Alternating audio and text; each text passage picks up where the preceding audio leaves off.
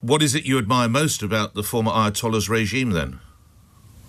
What a daft question. Why is that a daft question? I haven't indicated any admiration for the Ayatollah's regime. My understanding, and you'll be closer to it than I. Why would you, my as a senior understanding is, and you'll be closer to I, Sir Richard, there were people being killed. Would you suggest that that's what Because if you let me answer, my understanding, and you're closer to it than I, is this is a regime that was killing certainly possibly 5,000, possibly 35,000 of his own people, and imprisoning thousands more. It was a regime that I would have thought needed to go. Britain decided not to join the strikes on Iran, and the right-wing press lost its mind. Suddenly, Keir Starmer was weak, impotent, embarrassing Britain on the world stage. Nick Ferrari on LBC invited a former British ambassador to Iran onto his show, and within minutes asked him what he admires most about the Ayatollah's regime. The problem with that question is that Sir Richard Dalton had never expressed any admiration for the Ayatollah's regime. Not once. Not even slightly. In fact, Dalton called it a regime that needed to go and cited its record of killing thousands of its own people completely unprompted. Ferrari asked a question based on something that was never said, and Dalton called it exactly what it was. A daft question. And he was right. This is Fool's Ballot. Subscribe if you are not already there. Now let us get into it. British ambassador to Iran, and joins me now. The continuing, and I have to say, widespread criticism of Sir Keir Starmer in many of the newspapers' editorials this morning. Sir Richard, how fair is that criticism in your view? Good morning. It's unfair. There was a verbal negotiation which the Israelis and the United States aborted. Secondly, we've caught the Americans on the raw at a time when they're having great difficulty domestically with justifying this war. There is no majority in the United States for this war. There was clear indications from leaders of Congress after the briefing a few days before it was launched that there was no reason shown to them why there was a case for compelling reasons for the United States to go to war at this time. They're now soft-pedaling their regime change justification. They are now preparing their people for a long period of war against what the American people had a hope to expect. So when Britain confirms the position taken by France, Germany, and itself and all our other European partners not to participate in the opening strikes, this is a difficult moment for the Americans, and they're lashing out against us, and we should not be unduly impressed by it. We should stick to a course which is in accordance with international law, while at the same time assisting the United States. That is, in brief, what Prime Minister Starmer is doing. So when it comes to defending UK citizens in the region, we don't even do it ourselves? We are doing it. We're not, Sir Richard. Assisting. We're allowing US aircraft to do it. We're actively assisting the United States in trying to destroy the Iranian missiles, which are raining down on. But we didn't even defend States. our own base in Cyprus, Sir Richard. We left that to the Americans as well. I mean, how impotent should the United Kingdom look in your view? We're not looking impotent in the slightest. That was one small drone which we didn't defend. Launched by Hezbollah, and active steps were taken subsequently against the two drones that were directed at Akrotiri, which were successful. So we also have British planes in the skies assisting our partners in the Gulf to defend themselves against Iranian missiles. So the imputation that the UK is being weak is wrong. When it comes to the Ayatollah and the now dead Ayatollah, what is it that gives you confidence that negotiations could have proceeded and come to fruition? The clear statements by the Omani foreign minister who was mediating, and my own knowledge of the points which the Iranians were prepared to concede. These negotiations take time. Before they were aborted by Israel and the United States, many people pleaded for the United States to treat them seriously, but plainly they did not. But what is it you admire most about the former Ayatollah's regime then?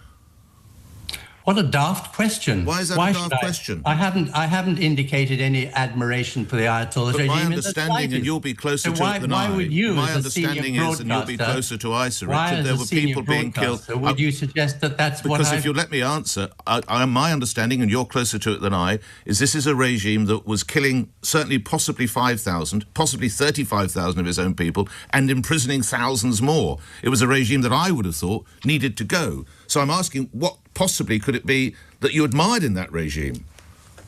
There are a great many regimes around the world which need to go.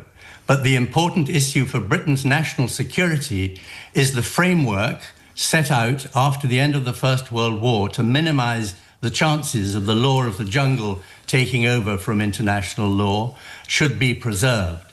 I'm afraid that our right-wingers, including Jeremy Hunt, are forgetting the lessons of the sacrifices of 20th century generations to try and prevent the law of strong powers overwhelming the rights of nations. And as a relatively weak power, United Kingdom security is dependent long-term on re-establishing the rule of law. But now, lastly, we didn't go in with the United States on Vietnam or on Somalia. But I just wonder, we didn't participate in the war of choice against Yemen. It's nothing extraordinary for us to take a different position from the United States.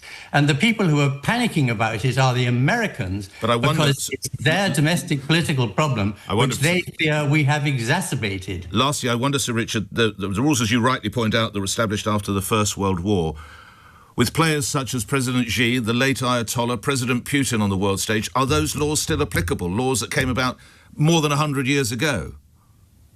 Oh, come on. 100 years ago, in the course of human history, when human nature is what it is... But obviously we didn't have a Putin, or we didn't have an Ayatollah, or we didn't have a Xi at those times. We have had lots of them in the past, and it is wrong for us to think that just because we face a Trump and a Putin now, the laws which are there to protect small nations should somehow be jettisoned. The absence of a plan, Starmer was right to point out that. The absence of a legal base, he was right to point out that. Grateful for your time. Thank you very much, Sir Richard Dalton. You served as British ambassador. Let us be clear about what actually happened in that interview, because the framing matters enormously. Sir Richard Dalton did not go on LBC to defend the Iranian regime. He went on to make a specific argument about international law, diplomatic process, and British foreign policy. And those are three things that deserve to be engaged with seriously rather than dismissed with a gotcha question about admiring ayatollahs. His argument was this. At the time the strikes were launched, there were active diplomatic negotiations being mediated by Oman. The Iranians were prepared to make concessions. Even the United States Congress, after being briefed days before the strikes began, could not see a compelling justification for going to war at that specific moment. And Britain, along with France, Germany, and all its European partners, made the decision not to participate in the opening strikes. That is not weakness. That is a principled position taken in accordance with international law and in line with every major European ally Britain has. Ferrari's impotence framing deserves to be examined directly because it is the core of the right-wing attack on Starmer over this, and it does not hold up. Ferrari pointed out that Britain did not defend its own base in Cyprus when a drone was launched toward it. Dalton pointed out that the drone was one small device launched by Hezbollah, that subsequent drones directed at British interests were successfully intercepted, and that British planes are actively in the skies assisting partners in the Gulf. That is not impotence. That is proportionate and coordinated defense within a multilateral framework. The idea that Britain should have gone to war unilaterally to demonstrate strength is not a foreign policy position. It is a newspaper headline dressed up as one. And then there is the admiration question, which is perhaps the most revealing moment of the entire interview. Ferrari asked Dalton what he admires most about the former Ayatollah's regime. Dalton had not expressed admiration for the regime. He had argued that diplomacy was worth pursuing. These are not the same thing. Arguing that negotiations with a dangerous regime should be allowed to reach their conclusion before military force is deployed is not the same as admiring that regime. It is in fact the opposite position to admiration. It is a recognition that the regime is dangerous enough that you want a diplomatic solution rather than a military escalation that could kill thousands of people and destabilize an entire region. Dalton caught this immediately. He called it a daft question, and he was right. Because what Ferrari was doing is a very specific and very common rhetorical technique. You frame a follow-up question as though it flows naturally from something the guest already said, forcing them to spend their answer correcting a false premise rather than making their actual argument. It is designed to make the guest look like they are defending something indefensible, and it only works if the guest does not catch it.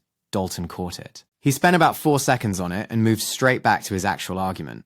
The broader point Dalton was making about international law is one that the right-wing press consistently dismisses, but that actually matters enormously for a country the size of Britain.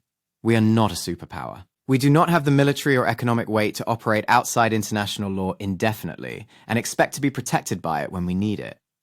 The rules-based international order that was built after the Second World War exists precisely to protect smaller and medium-sized nations from being overwhelmed by the brute force of larger ones. When Britain upholds those rules, even when it is inconvenient, and even when its closest ally is not, it is not being weak.